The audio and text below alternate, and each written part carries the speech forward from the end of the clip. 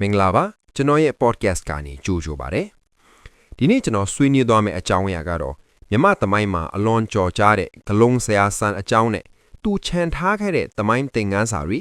အဲ့ဒီသင်ခန်းစာတွေကနေဒီနေ့ခေတ်2021နောက်ပိုင်းမြမတော်လန်ရေးကာလအထိဘလို့ဆက်ဆက်မှုတွေရှိနေတယ်လဲဆိုတာကိုဝေဖန်စမ်းစစ်သွားမှာဖြစ်ပါတယ်ဆရာဆန်လို့ပြောလိုက်ရင်လူတိုင်းကနေချဲ့ကိုလက်နဲ့ကင်တော်လန်ခဲ့တဲ့သူရဲကောင်းလို့မြင်ကြပေမယ့်ဒီနေ့ကျွန်တော်ကတော့အောင်ပွဲတွေထက်သူအသုံးပြုခဲ့တဲ့နီးဗျူဟာတွေကြောင့်တိုင်းပြည်ကဘာရီဆုံးရှုံးခဲ့တယ်လဲဆိုတဲ့အမြင်သစ်တစ်ခုကနေဆွေးနွေးသွားပါမယ်ဂလုံဆရာဆန်းဟာမြမသမိုင်းမှာအရေးပါတဲ့အခန်းကဏ္ဍကပါဝင်တဲ့သူတူပါ1930ပြည့်နှစ်ဝန်းကျင်မှာဗြိတိရှနယ်ချက်အစိုးရကိုလက်နက်ကင်တော်လှန်ခဲ့တဲ့တောင်သူလယ်သမားအရေးတော်ပုံရဲ့ခေါင်းဆောင်ကြီးဖြစ်လူသိများပါတယ်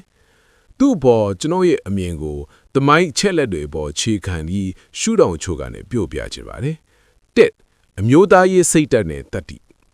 ဗြိတိရှတို့ရဲ့မတရားတဲ့အခွန်အတုတ်အထူးသဖြင့်လူခွန်နေကြောင့်ဒုက္ခရောက်နေတဲ့လယ်သမားတို့ကိုစုစည်းနိုင်ခဲ့တာဟာသူ့ရဲ့စီယုံရေးစွမ်းရည်ကိုပြသနေပါတယ်ခေတ်မီလက်နက်တပ်ဆင်ထားတဲ့အင်အားကြီးဗြိတိရှတပ်ကိုဒါလွှမ်းစတဲ့ရိုးရလက်နက်တွေနဲ့ရင်ဆိုင်ဖို့ဆုံးဖြတ်ခဲ့တာဟာမျိုးချစ်စိတ်ဓာတ်နဲ့အနစ်နာခံလို့စိတ်အလွန်ကြီးမားကြောင်သက်သေပါပဲ။နှစ်ယုံကြည်ချက်နဲ့စိတ်သက်ခွန်အားဆရာဆန်ဟာဂလုံတပ်ဖွဲ့တွေကိုဖွဲ့စည်းတဲ့အခါမှာမြန်မာရိုးရအယူအဆတွေစေးမင်ကြောင်နဲ့အင်းအိုင်လက်ဖွဲ့တွေကိုအသုံးပြုပြီးရဲဘော်တွေကိုစိတ်သက်ခွန်အားပေးခဲ့ပါတယ်။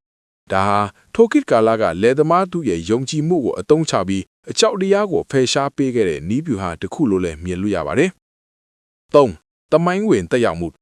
သူ့ရဲ့ဒေါ်လာကြီးဟာအောင်မြင်မှုမရဘဲဖန်စီကွက်မြက်ခံခဲ့ရပေမဲ့ဒီလှုပ်ရှားမှုကြောင့်ပဲနောက်မှာပေါ်ပေါက်လာတဲ့ဒုဗမာအစည်းအရုံးနဲ့တခင်အားစားရှိတဲ့မျိုးချစ်လူငယ်တွေရဲ့လွတ်လပ်ရေးကြိုးပမ်းမှုတွေကိုပုံမပြင်းထန်လာစေခဲ့ပါတယ်။တနည်းအားဖြင့်မြမလွတ်လပ်ရေးတိုက်ပွဲအတွက်မီးရှူးတန်ဆောင်ထိခဲ့တာမှာ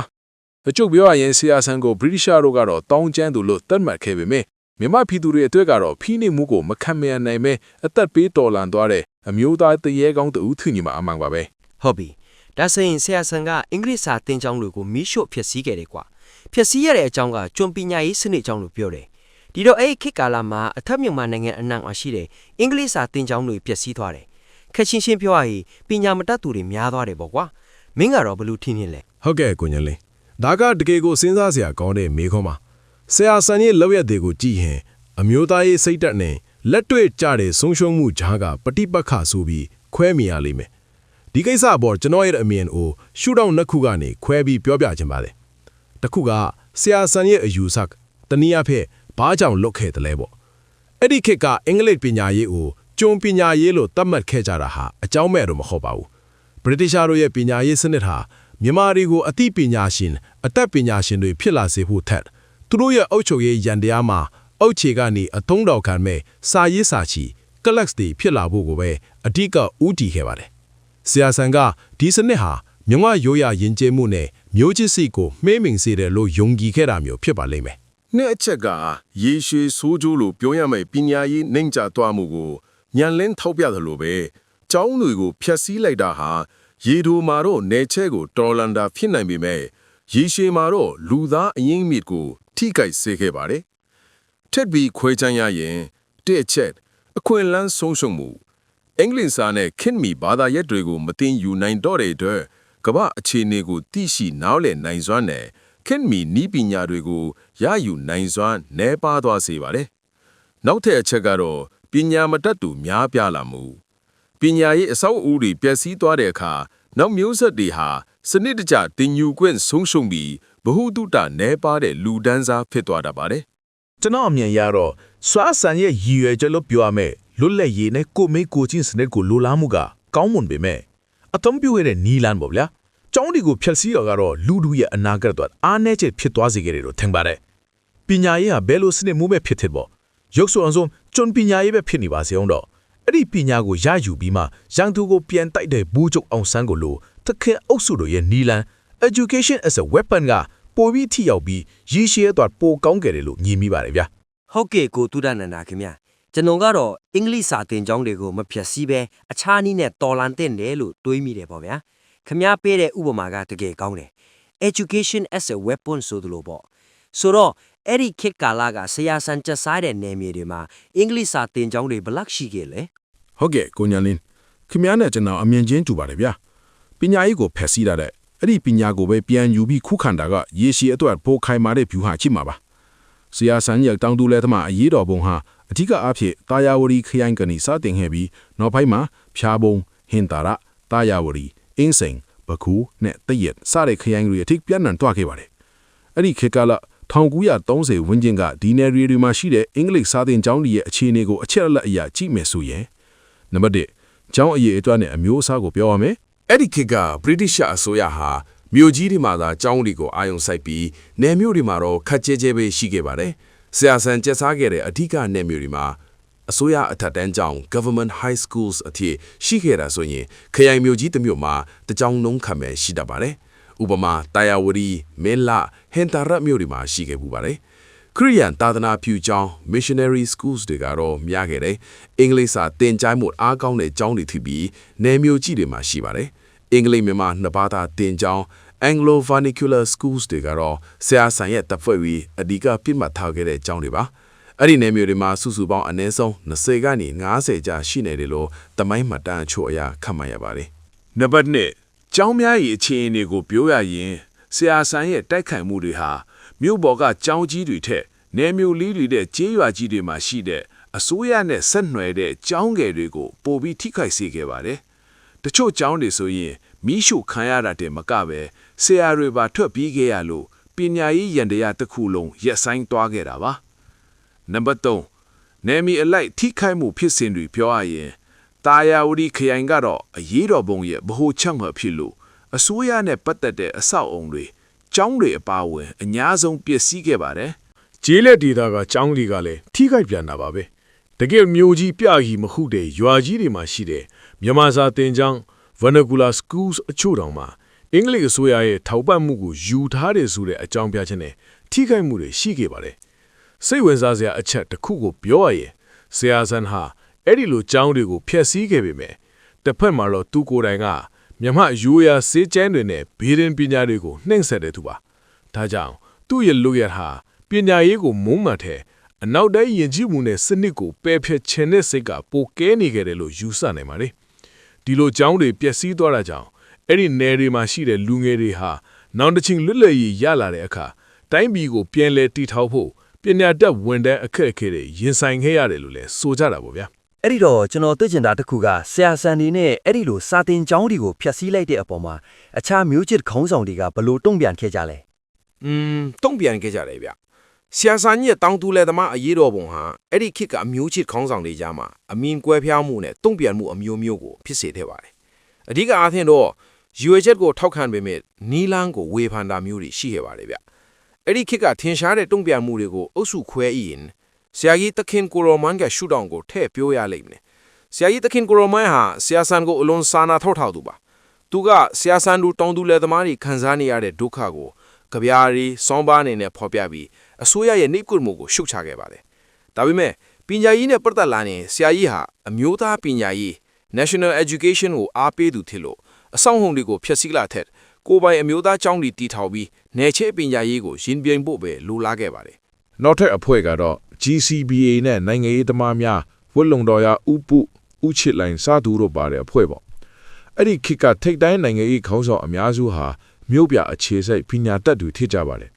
်သူတို့ကဆရာဆန်းရဲ့လှုပ်ရှားမှုကိုအကြမ်းဖက်လုံးတယ်လို့ယူဆခဲ့ကြပြီးကျောင်းတွေကိုမီးရှို့တာဟာတိုင်းပြည်ရဲ့အနာဂတ်ကိုဖျက်ဆီးတာလို့မြင်ခဲ့ကြပါတယ်အထူးသဖြင့်ဥပဒေပေါင်းအတွင်းကနေလွတ်လပ်ရေးတောင်းဆိုခြင်းသူတွေကဆရာဆန်းရဲ့လုပ်ရကြောင်းဗြိတိရှတွေကမြန်မာတွေကိုအရိုင်းအဆိုင်တွေလို့အထင်အမြင်တီးသွားမှာကိုစိုးရိမ်ခဲ့ကြပါတယ်နောက်ထပ်သဘောထားမတိုက်ဆိုင်တာကတော့နောက်ပေါက်တခင်လူငယ်များလို့ပြောရမယ်ဗိုလ်ချုပ်အောင်ဆန်းတို့မျိုးဆက်ပဲ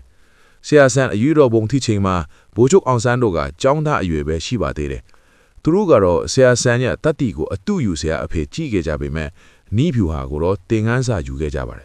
သူတို့ကဆရာဆန်းရဲ့အင်းအိုင်လက်ဖွယ်နဲ့ကျောင်းဖျက်ဆီးမှုတွေဟာခေတ်မမီတော့ဘူးလို့ယူဆခဲ့ကြပါတယ်ဒါကြောင့်ပဲသူတို့ဟာကျောင်းမထွက်ပဲတပိတ်မောက်တာအင်္ဂလိပ်စာကိုသင်ယူပြီးအင်္ဂလိပ်ဥပဒေနဲ့ပြန်တိုက်တာစတဲ့ modern politics လမ်းကြောင်းကိုရွေးချယ်ခဲ့ကြတာပေါ့ဗျာနောက်ဆုံးအင်အားစုကတော့တန်ဃာတို့ရဲ့တုံ့ပြန်မှုပဲဗျဆရာဆန်ကိုထောက်ခံတဲ့ တန်ဃာတော်တွေအထူးသဖြင့်နေကတန်ဃာတွေကတော့ကျောင်းတွေကိုဖျက်ဆီးတာဟာဘာသာသာသနာကိုဖျက်ဆီးနေတဲ့အနောက်တိုင်းယဉ်ကျေးမှုကိုတိုက်ဖြတ်တာလို့မြင်ပြီးအားပေးခဲ့ကြတာမျိုးလည်းရှိပါတယ်အထူးဆရာတော်ကြီးတွေကတော့သဘောမတူခဲ့ကြဘူးခြုံငုံကြည့်ရင်ကဆရာဆန်ဟာတောကမျိုးချစ်စိတ်ကိုကိုစားပြုပြီးအခြားခေါင်းဆောင်အများစုကတော့မျိုးကပညာတတ်မျိုးချစ်စိတ်ကိုကိုစားပြုပါတယ်ဆရာဆန်ကျောင်းတွေကိုဖျက်ဆီးတာဟာတုခိတုအခါကအမြင့်ပြတ်ခြေမုံကြီးနီးပြူဟာထပ်ပြီးမဲ့အခြားခေါင်းဆောင်တွေကတော့ဒါဟာကိုချီတော်ကိုပြန်ခုတ်တာလို့ယူဆပြီးတိတ်တဆိတ်သို့မဟုတ်ပွင့်ပွင့်လင်းလင်းကန့်ကွက်ခဲ့ကြတာကိုတွေ့ရပါတယ်ဗျဆိုတော့ကိုတုနန္ဒာပြောသလောက်ဆိုရင်ဆရာဇန်ကတကိုယ်တော်သူရဲခေါင်းဆန္ဒထက်သူလှုပ်ချင်ရကိုလှုပ်ဖို့စားမတတ်တဲ့ဒေသခံတွေကိုအင်းအိုင်လက်ဖွဲ့တယ်နဲ့မတ်လုံးပေးပြီးအသေးခံခိုင်းတဲ့သဘောလို့ကျွန်တော်တော့မြင်တယ်ကျွန်တော်ကတော့ဆရာဇန်ကိုအဖြစ်တင်တယ်ကိုတုစင်ထားကြည့်ကွာအခုမြန်မာမှာ2020ခုနှစ်ကအာနာသိန်းနဲ့တော်လန်ရေးလှုပ်တဲ့သူတွေကအညာဒေသနဲ့တောင်ပေါ်ဒေသကစာတင်ကျောင်းတွေကိုဖျက်ဆီးတယ်အဲ့ဒါကတော်လန်ရေးလို့သတ်မှတ်ရမလားဆရာဇန်လှုပ်ရတဲ့အတူတူပဲအဲ့ဒါကိုခမဘလို့ထင်မြင်လဲ ခမရဲ့ချိတ်ဆက်မှုကအတော်ကောင်းပါတယ်ဆရာဆန်နဲ့ပတ်သက်ပြီးခမမြင်တဲ့အသိပညာနေပါမှုကိုအသုံးချပြီးအသေးခံခိုင်းတယ်ဆိုတဲ့အချက်ဟာတမိုင်းပညာရှင်တချို့ကြားမှာလည်းအငင်းကွာဖွယ်ဆွေးနွေးလေးရှိတဲ့အချက်ပါအခုခမမေးတဲ့2021နောက်ပိုင်းအခြေအနေနဲ့ဆရာဆန်ခစ်ကိုနိုင်ရှင်ချက်ပေါ်ကျွန်တော်ရဲ့အမြင်ကိုပွင့်ပွင့်လင်းလင်းပြောချင်ပါတယ်အရင်ဆုံးပညာရေးအဆောက်အုံကိုတိုက်ခိုက်ခြင်းနဲ့တော်လန်ရေးလို့ဆိုကြပါစို့ဘယ်ခေတ်ကာလမှာပဲဖြစ်ဖြစ်ဘလို့ရည်ရချက်နဲ့ပဲဖြစ်ဖြစ်စာစဉ်ကျောင်းတွေကိုဖျက်ဆီးတာပညာရေးရန်တရားကိုရပ်တန့်အောင်လုပ်တာဟာရေရှည်မှာတိုင်းပြည်ရဲ့ဦးနောက်ကိုဖျက်ဆီးတာနဲ့အထူးတူပဲတော်လန်ရေးဆိုတာဟာပိုကောင်းတဲ့စနစ်တစ်ခုပိုကောင်းတဲ့အနာဂတ်တစ်ခုကိုတိဆောက်ဖို့ရည်ရွယ်ရတာပါအဆောက်အုံတွေကိုမီးရှို့တာပညာသင်ကြားခွင့်ကိုပိတ်ပင်တာဟာဖိနှိပ်သူကိုထိခိုက်စေတာထက်နောင်လာနောက်တိုင်းရဲ့ဘဝကိုပဲတိုက်ရိုက်ထိခိုက်စေတာဖြစ်ပါတယ်နောက်တစ်ခုကဆရာဇန်ခစ်နဲ့ယနေ့ခစ်နိုင်ရှင်ရရင်ဆရာဇန်ခစ်တုံးကကျောင်းတွေကိုဖျက်ဆီးတာဟာနယ်ချက်ရန်တရားကိုပြက်ပြားစေခြင်းနဲ့ရည်ရွယ်ချက်ဒါမှမဟုတ်ခမည်းပြောသလိုမတ်လုံးပေးလုံဆော်မှုကြောင့်ဖြစ်နိုင်ပါတယ်ဒါပေမဲ့21ရာစုလိုခစ်မျိုးမှာပညာရေးရဲ့တန်ဖိုးကိုလူတိုင်းသိနေကြပြီဖြစ်တဲ့အတွက်ကြောင့်စာသင်ကျောင်းတွေကိုပြစ်မှတ်ထားတိုက်ခိုက်တာဟာဘလို့မှအပြုသဘောဆောင်တဲ့တော်လှန်ရေးမဖြစ်နိုင်ပါဘူးဒါဟာပညာမဲ့လူဒန်းစား an educated generation ကိုတမင်ဖန်တီးလိုက်တယ်လို့ထင်သွားပြီတော်လနီအောင်မြင်သွားခဲ့ရင်တောင်ပျက်စီးသွားတဲ့လူစွမ်းအားဟင်းမြစ်ကိုပြန်ဖြည့်ကိုဆယ်စုနှစ်ပေါင်းများစွာအချိန်ယူရပါလိမ့်မယ်အခုတော့9နှစ်ရှိသွားပြီတော်လန်ကြီးဘယ်လောက်ခီးရောက်လဲခမရလဲမြင်ပါပါကျွန်တော်ရဲ့အထင်မြင်ချက်ကိုပြောရရင်နိုင်ငံရေးအမြင်မတူတာစနစ်တစ်ခုကိုတော်လန်တာဟာလုတ်ပိုင်ခွင့်ရှိတဲ့ကိစ္စဖြစ်ပေမဲ့ပညာရေးကိုတော့ဓာတ်လကန်မလို့တင်ဘူးလို့မြင်ပါတယ်ဆရာဇန်ကိုခမရအပြစ်တင်တယ်လို့ပဲယနေ့ခေတ်မှာလည်းကျောင်းတွေကိုဖျက်ဆီးတဲ့လုပ်ရတာတမိုင်းမှာအမဲဆက်အဖြစ်ကြံရစ်မှာပါပြောချင်တာတော့ဗျာတကယ်တော်လန်ဤသမားဆိုလားအနာဂတ်ကိုတိဆောက်သူ builder ဖြစ်ရပါမယ်ဖျက်ဆီးသူ destroyer တတ်မဖြစ်သင့်ပါဘူးခင်ဗျာပြောသလိုအညာဒေတာနဲ့တောင်ပေါ်ဒေတာကကျောင်းတွေပျက်စီးကုန်တာဟာအဲ့ဒီဒေတာကကလေးတွေတော့အစားထိုးမရတဲ့ဆုံးရှုံးမှုကြီးပါဒီလောက်ရက်တွေကိုတော်လန်ကြီးဆိုတဲ့ခေါင်းစဉ်အောက်မှာတရားမျှတောင်းလုပ်ဖို့ဆိုတာခက်ခဲပါတယ် ကျွန်တော်ထင်မြင်ချက်ကတော့ဆရာဇန်ကစားလို့အခုလက်ရှိတော်လန်ယူလက်နေပါတယ်ဆိုတဲ့မြန်မာနိုင်ငံကလူတွေကတောင်ပေါ်ဒေသကကလေးတွေနဲ့အညာဒေသကကလေးတွေကိုအမှန်တကယ်ပညာတက်စေချင်တာမဟုတ်ဘူးလို့ထင်တယ်ကျွန်တော်တို့နိုင်ငံရဲ့တယံဇာရကျွယ်ဝမှုဥပမာအညာဒေသမှာချင်းတွင်းမိအတွင်းတဲတူးပြီးရွှေ့ကျင်းတာကချင်ဒေသမှာမြေရှားနဲ့ကြောက်စိမ့်တတုတွေခိုးတူးတာတွေကိုပဲတော်လန်ကြီးသမားတွေကလုတ်ချင်ကြတာ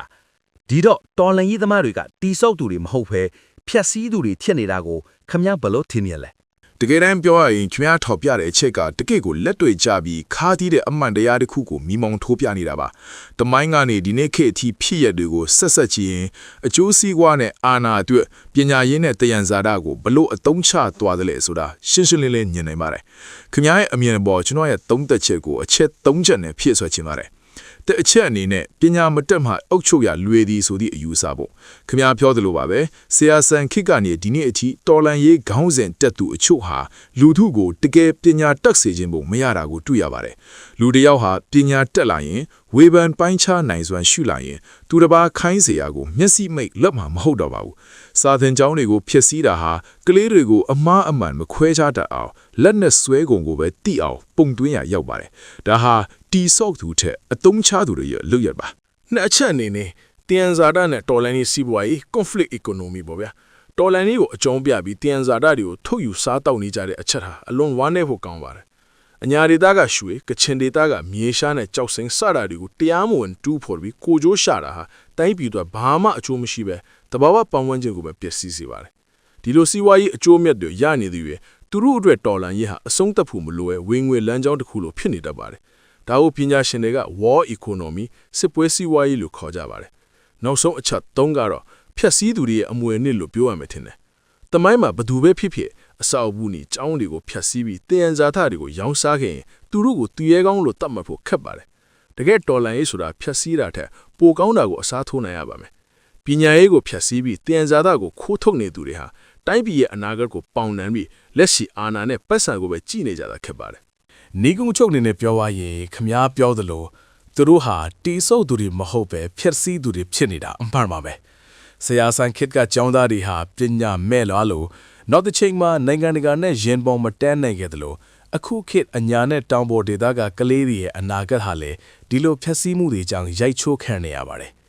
ပညာရေးနဲ့တယံဇာရဆုံးရှုံးသွားတဲ့တိုင်းပြည်တစ်ခုဟာဘသူပဲအနိုင်ရရအဲ့ဒီအနိုင်ကအပေါ်ယံအနိုင်သာထက်ပြီးတိုင်းပြည်ကတော့စင်ရဲတွင်နတ်မြဲနတ်နေမှာပါ